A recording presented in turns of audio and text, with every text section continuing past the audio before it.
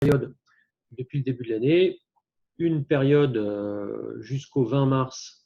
Alors, on a considéré des données hebdomadaires, c'est pour ça que ce n'est pas exactement au plancher des performances, mais on a daté ça au 20 mars. Une première période où, globalement, toutes les classes d'actifs, à l'exception des treasuries US, ont généré des performances assez fortement négatives, jusqu'à moins 58% pour l'énergie. Et une deuxième période à partir du 20 mars jusqu'à fin mai, où pour le coup, toutes les performances sont très significativement positives. Donc ça, je ne pense pas que ce soit une grande découverte, mais on a vraiment connu depuis le début de l'année un très fort drawdown qui a été suivi d'un très fort rebond. Alors ça s'est traduit du point de vue des fonds diversifiés par des performances assez disparates que vous pouvez observer ici. Ce qu'on a fait ici, c'est qu'on a regroupé à partir de Bloomberg la totalité des fonds diversifiés dont la volatilité 2019 se situait entre 4 et 8%. Ça fait à peu près 160 stratégies. Et on a représenté la performance et le risque de ces 160 stratégies depuis le début de l'année à fin mai. Et on a mis ces points sur ce graphe et on les compare à la performance de deux allocations classiques. La première, c'est un 40-60, donc 40% actions, 60% obligataires. Et la deuxième, c'est un 60-40. Et en fait, la conclusion de ce graphe, en quelque sorte, c'est qu'on voit que la plus forte densité de points se situe dans le cercle sur ce graphe, ce qui veut dire que en moyenne, en densité et d'une manière générale, il y a énormément de stratégies diversifiées qui ont sous-performé des allocations naïves de l'ordre 40-60 ou 60-40. D'où la question, est-ce que la diversification qui est prônée par la gestion diversifiée a vraiment été présente et est-ce qu'on aurait pu en tirer des profits sur la période qu'on vient de connaître? Alors, ce graphe ici, on peut dire une donnée de plus sur cette page-là. Alors, cette page représente sur les abscisses le pourcentage de la performance d'un 60-40 capturé par ces stratégies et sur leurs données. Alors, sur l'axe des abscisses, pendant la période de rebond et sur les ordonnées pendant la période de baisse. C'est l'inverse en fait. Pardon, sur les abscisses, c'est la baisse, sur les ordonnées, c'est le rebond. Et donc, ce qu'on observe ici, c'est quand on regarde où se situe la population des points par rapport à la diagonale, c'est qu'on a énormément de points qui sont sous la diagonale. Qu'est-ce que ça veut dire? Ça veut dire qu'on a beaucoup de fonds qui ont en fait perdu durant la baisse. Et ces fonds qui ont perdu pendant la baisse n'ont pas rebondi aussi fort qu'ils n'avaient baissé au moment du rebond. Et donc, une des raisons pour lesquelles on peut observer que nombre de stratégies ici ont sous-performé des allocations naïves, c'est peut-être pas autant le fait qu'elles aient baissé que le fait qu'elles n'aient pas été capables de capturer le rebond.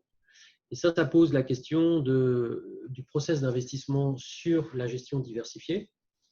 Et de notre point de vue, c'est ce qui va nous amener à vous expliquer pourquoi on pense qu'une vraie diversification, en fait, pouvait tirer son épingle du jeu malgré cet environnement qui a été donc une suite d'abord d'une très forte baisse, puis d'un très fort rebond. Pour ce faire, on va d'abord regarder les approches traditionnelles de construction d'un portefeuille multi-assets.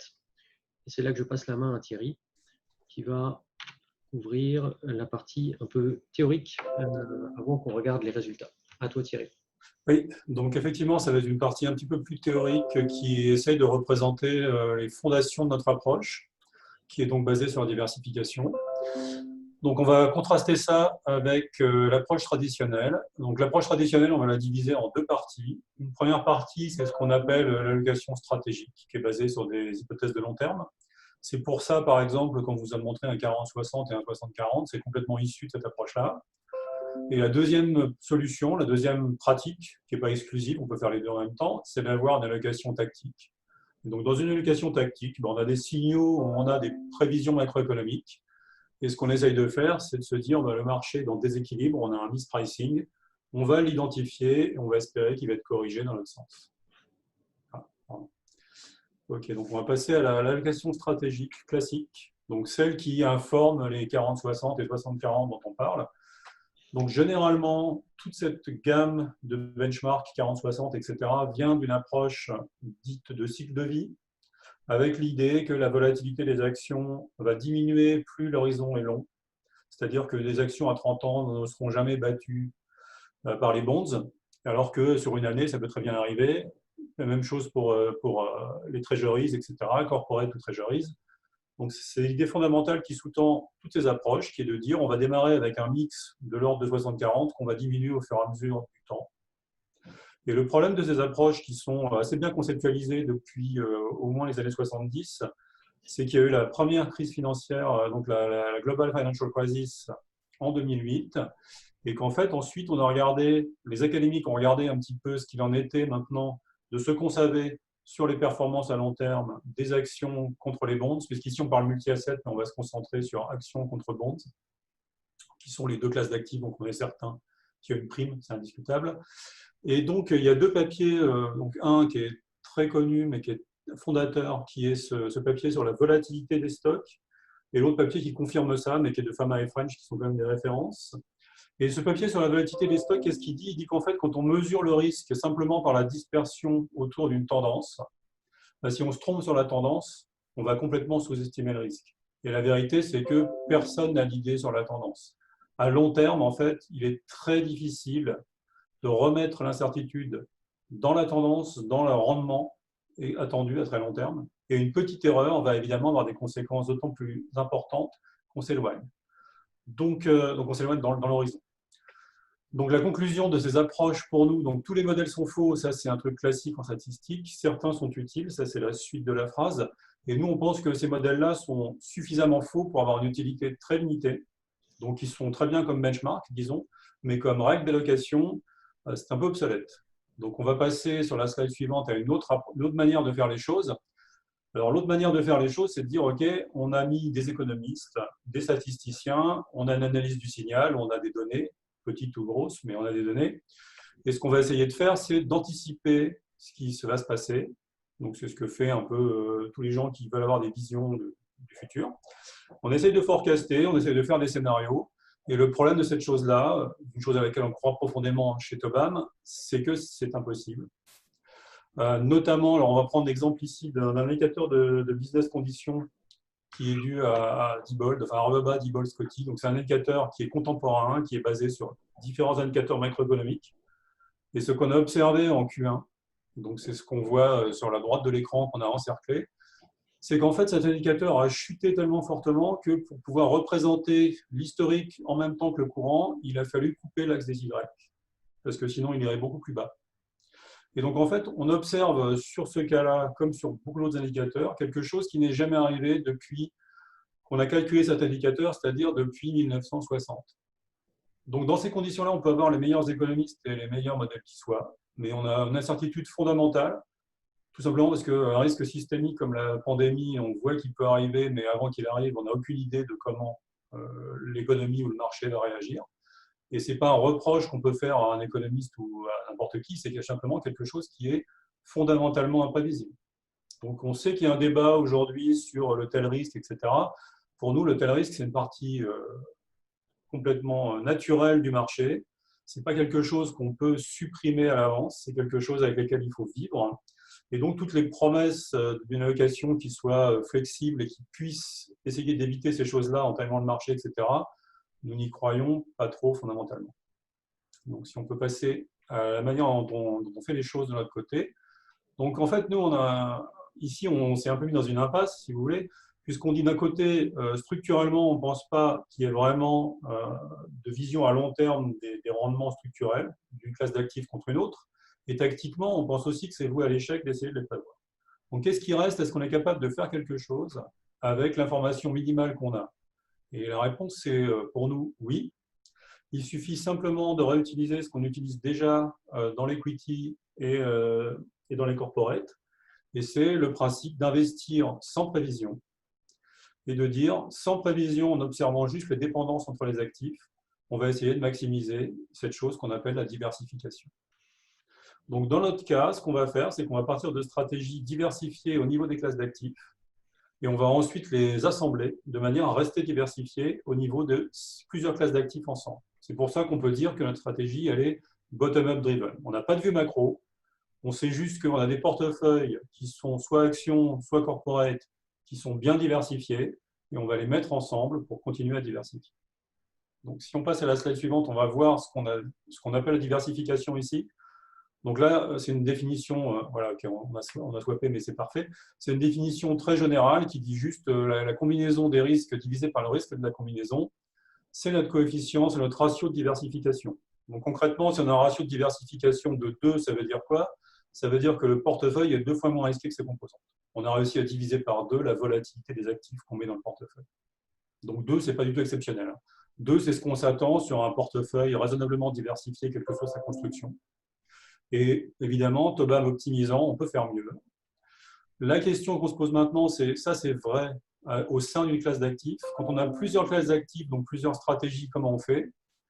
Et la solution de cette chose-là, c'est de dire, quand on a plusieurs classes d'actifs, il faut comprendre que chaque classe d'actifs n'a pas la même valeur en termes de diversification, si on fait cette approche bottom-up. Donc, il faut remonter au niveau de la classe d'actifs la diversification qu'on obtient dans la classe d'actifs à partir des sous-jacents. C'est-à-dire concrètement, on va calculer pour notre portefeuille, pour notre stratégie action, sa diversification, qui elle est calculée classiquement. On va calculer pour notre stratégie corporate sa diversification et on va se débrouiller pour les mettre ensemble de manière à conserver le maximum de diversification. Et donc, si on passe à la slide suivante, on va voir en fait que ça fait une grosse différence en termes d'allocation. Pourquoi? Parce que les stratégies qui sont les plus risquées, qui sont, enfin, la plus risquée, qui est la stratégie equity, donc la stratégie action, est aussi la plus diversifiée. Donc le résultat, c'est que d'un côté, on n'a pas envie d'en avoir trop parce qu'elle est risquée. Et donc, toute allocation basée sur le risque comme la nôtre va avoir tendance à se délester un petit peu des actifs risqués. Mais d'un autre côté, ce qui fait une différence avec tous les autres systématiques, c'est que nous, par contre, on considère que l'equity est beaucoup plus diversifié, on le considère parce qu'on l'a mesuré, qu'elle est plus diversifiée que les deux autres classes d'actifs qu'on a montrées ici, qui sont d'un côté les treasuries, qui sont peu risqués, mais qui sont très peu diversifiés. Et d'un autre côté, les corporate bonds, qui sont à peine plus risqués. Dans ce cas-là, c'est parce que les indices ont une duration inférieure à celle des treasuries, donc ils sont à peine plus risqués ou autant risqués, mais diversifiés. Donc en fait, cet exemple-là, on le montre sur des indices market cap, des indices classiques. Donc pour l'equity, c'est les MSCI et pour les bonds, c'est Merrill Lynch. Mais en fait, c'est encore plus vrai. Cette différence va être d'autant plus amplifiée qu'on optimise la diversification comme on le fait. Donc, ce qu'on vous montre ici, c'est une différence minimale entre des choses qui ne sont pas optimisées. Ce qu'on va faire, nous, c'est qu'on va optimiser. La conséquence de cette différence, on la voit ici. Encore une fois, ce sont sur des actifs non optimisés. Mais même sur ces actifs, qu'est-ce qu'on voit? Donc, les graphiques sont un peu longs à comprendre peut-être, donc je vais les expliquer vite fait. On a 2 classes d'actifs à chaque fois. On a 4 univers, l'Europe, le UK, Japon, US. On a 2 classes d'actifs qui sont les bonds d'un côté, l'equity de l'autre côté. Et donc, on va faire varier le poids de l'equity. Et en faisant varier le poids de l'equity, on va mesurer la diversification du portefeuille correspondant. Le portefeuille qui sera un assemblage de l'indice MSCI correspondant et de l'indice Merrill Lynch correspondant. Et donc, ce qu'on voit à chaque fois, c'est que si on ne considère pas la diversification, on a la première ligne à gauche. La première ligne à gauche nous dit, si on ne sait rien sur la diversification de chaque classe d'actifs et qu'on les traite comme ayant la même diversification, on va faire une allocation, une espèce de risk parity en inversant la volatilité de chacun. Et le résultat, c'est qu'on va avoir pour les US quelque chose comme 15% d'equity, pour les UK quelque chose comme 20% d'equity. Dès qu'on commence à considérer la diversification, on va tilter un petit peu cette allocation vers plus d'equity, puisque comme je vous l'ai dit, l'equity est plus diversifié que les corpos et que les treasuries. Et ça, encore une fois, c'est un exemple sur des données qui sont market cap, donc qui sont capipondérées. Et donc cet exemple-là va être encore plus frappant une fois qu'on optimise dans chaque classe d'actifs, puisqu'il y a plus de potentiel pour optimiser, évidemment, dans les classes d'actifs les plus diversifiantes. Donc, si on passe à la suite, on va voir comment nous mettons en œuvre ces principes. Donc, sur ces principes, on a 5 stratégies en tout dans notre stratégie multi-asset. Donc, on a 3 stratégies qui sont actions, qui sont US, développé ex-US, emerging. Et d'un autre côté, on a investment grade pour les corporates et high yield pour les corporates. On n'a pas de treasuries puisqu'on a vu plus haut que les treasuries, en fait, avaient une diversification très faible. Et quand on les met dans ce genre de choses, elles ne sortent quasiment pas. Donc, nous n'avons pas de treasuries. Le point important sur lequel je voudrais insister, avant de passer au bas de la slide, le point important sur lequel je voudrais insister, c'est que ce découpage en stratégie n'est absolument pas crucial. On aurait très bien pu choisir de découper plus finement les stratégies equity, en termes géographiques, ou moins finement en mettant juste un all world, all country. Ça ne change pas fondamentalement ni le potentiel de diversification, ni la manière dont on a vu. Ici, on a un compromis entre des stratégies qu'on arrive à manier, ce qu'il faut rebalancer, donc c'est plus un problème technique de gestion du fonds qu'un problème fondamental de on a absolument besoin de découper de cette manière-là pour avoir des résultats.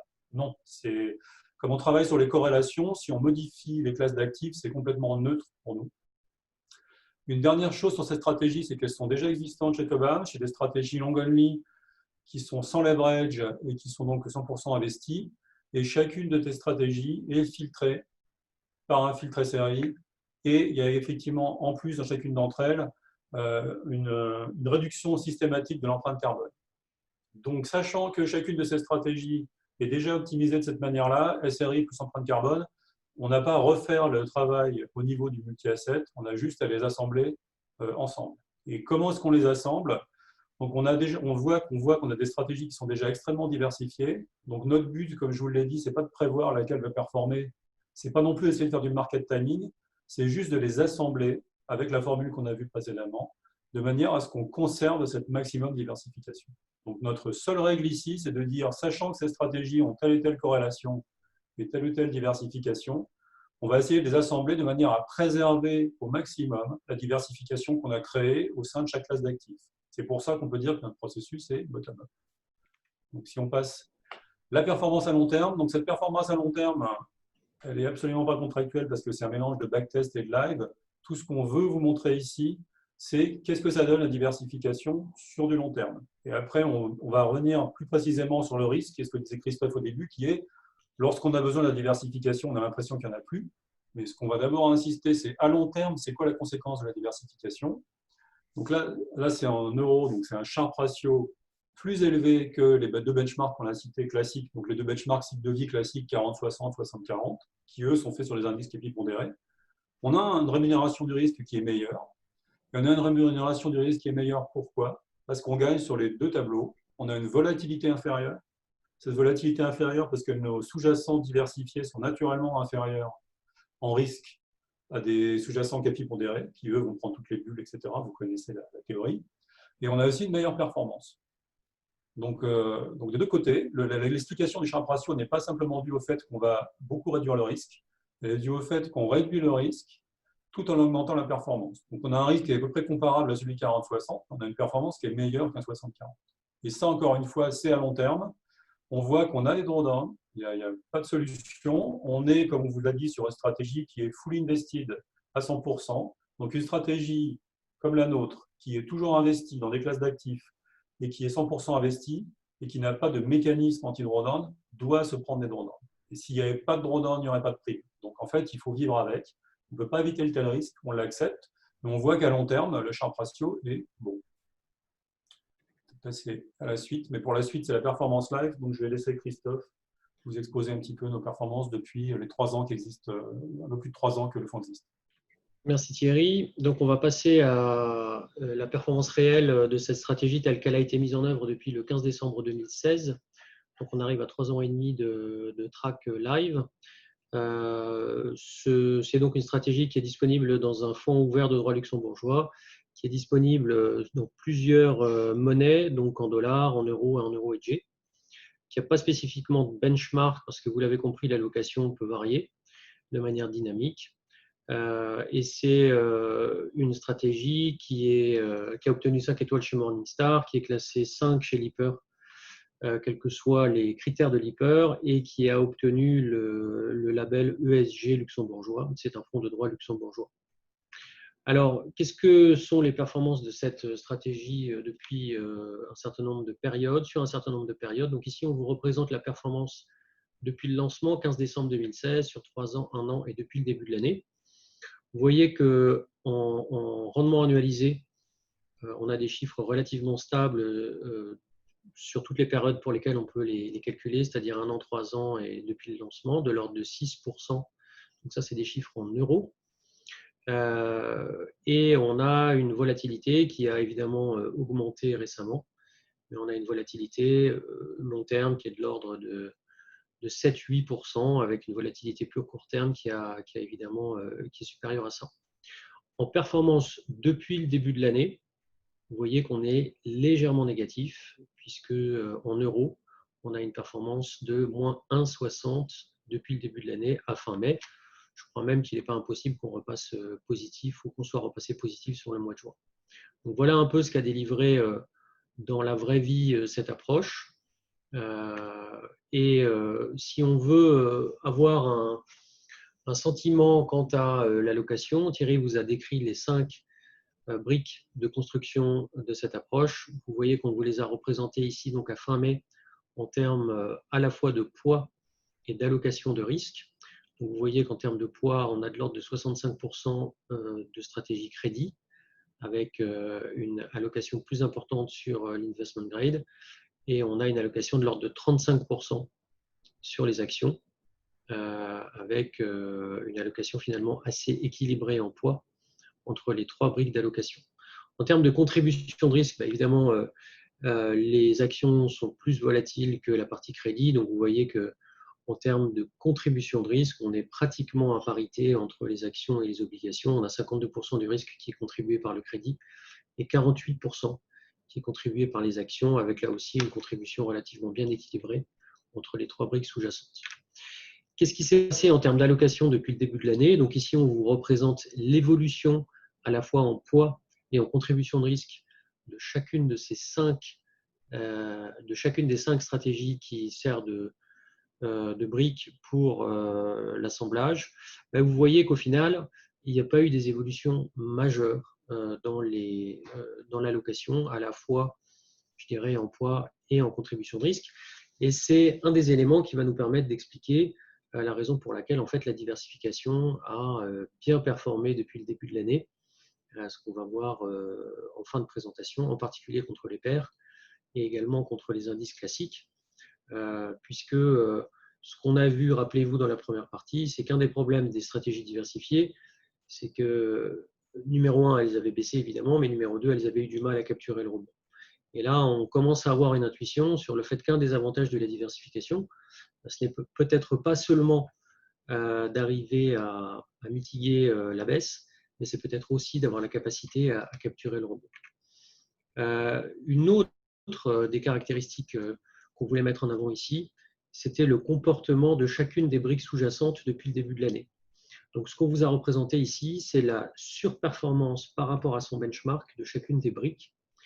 Et vous voyez que systématiquement, depuis le début de l'année, chacune des briques a une performance assez significativement supérieure à la performance de son propre benchmark. Donc, si je prends par exemple les actions américaines, ce que ça veut dire ici, c'est que la stratégie qu'on utilise pour construire l'exposition action américaine qui s'appelle anti-benchmark US Equity, ce portefeuille a surperformé de 4,5% son benchmark de référence depuis le début de l'année à fin mai. Voilà ce que ça veut dire. Et vous voyez que systématiquement, chacune des briques a surperformé son benchmark de référence avec des réductions de risque qui sont parfois assez significatives. Ce que ça veut dire ici, c'est qu'on a également de la valeur ajoutée qui a été générée par ce qu'on pourrait appeler presque un effet sélection, c'est-à-dire une valeur ajoutée vis-à-vis du benchmark de la brique utilisée. Alors, comment comprendre cette performance par rapport à la performance du marché?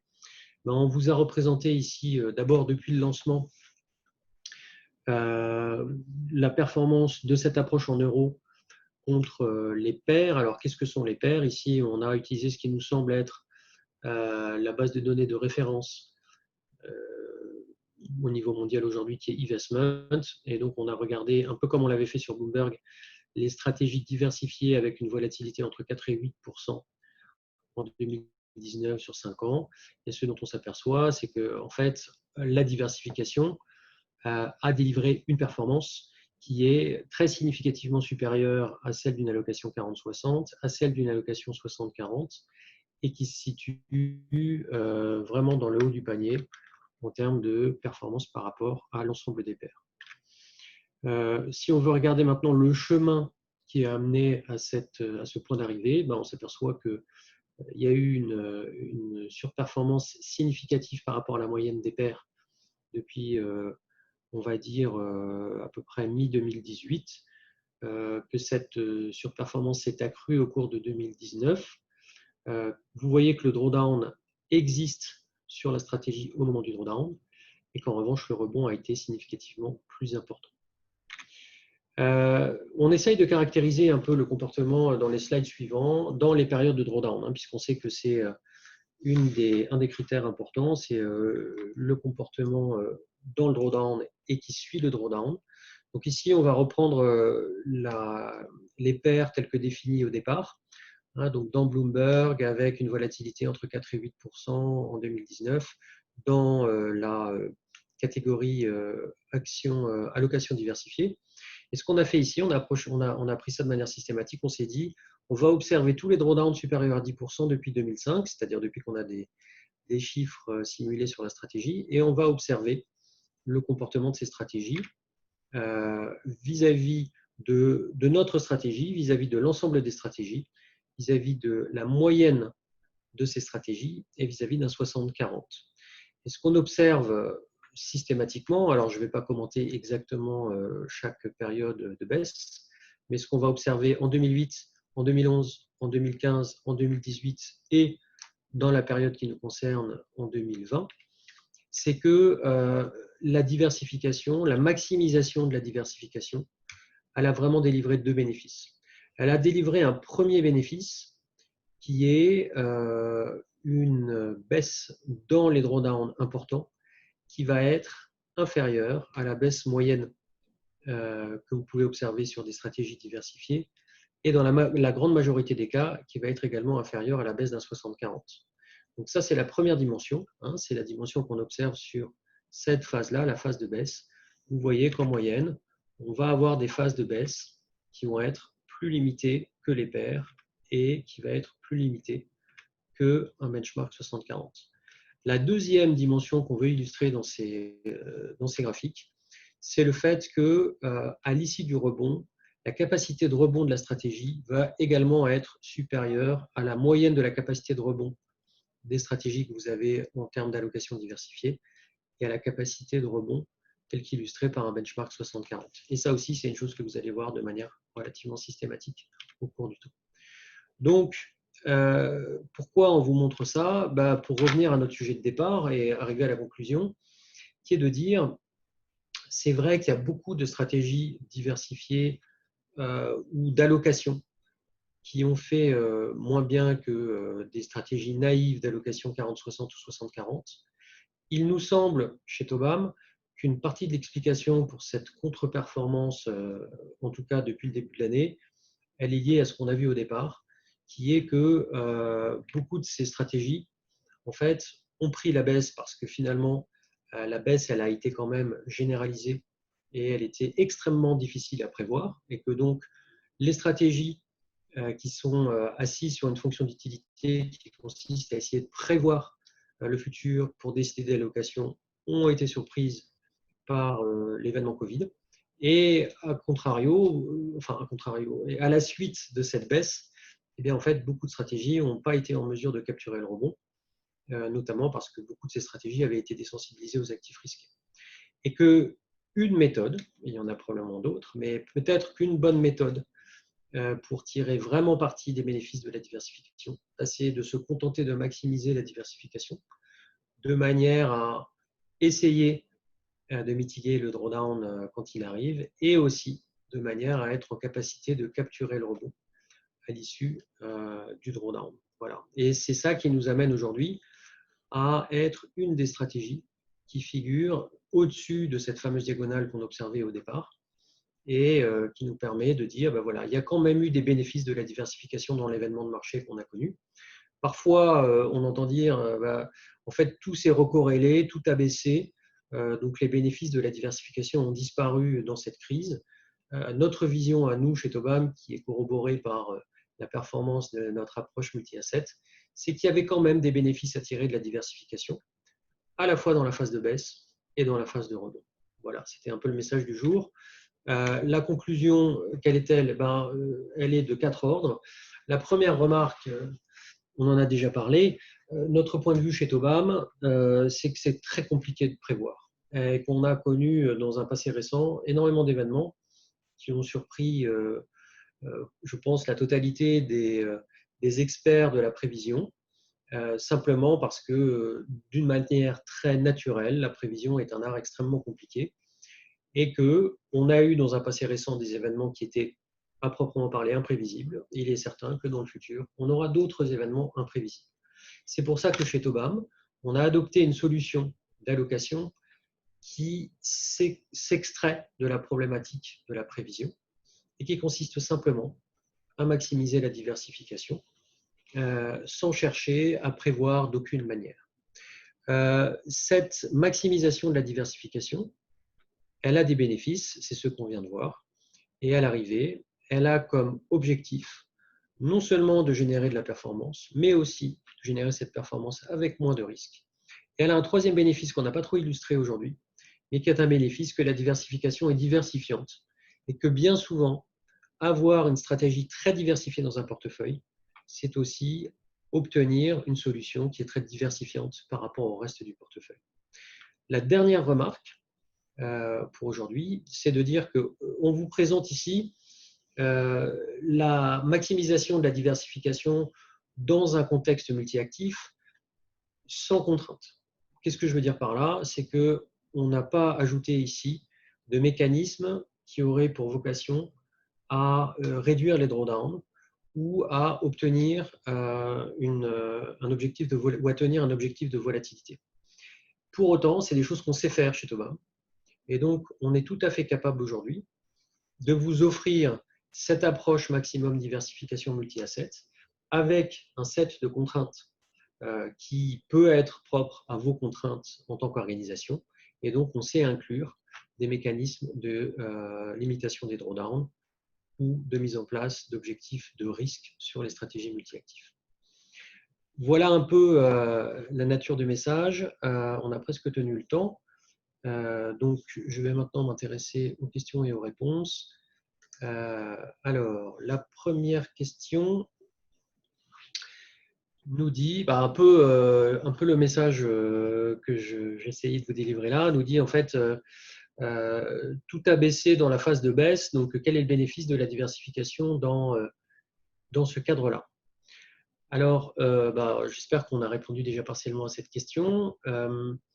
Peut-être une autre manière de répondre à cette question, c'est de s'intéresser ou d'illustrer ça, ce serait de regarder la performance, je crois que là on a un index, voilà, la performance de la totalité des stratégies anti-benchmark chez Tobam. Donc ici, on vous a représenté la performance relative depuis le début de l'année de la totalité des stratégies anti-benchmark.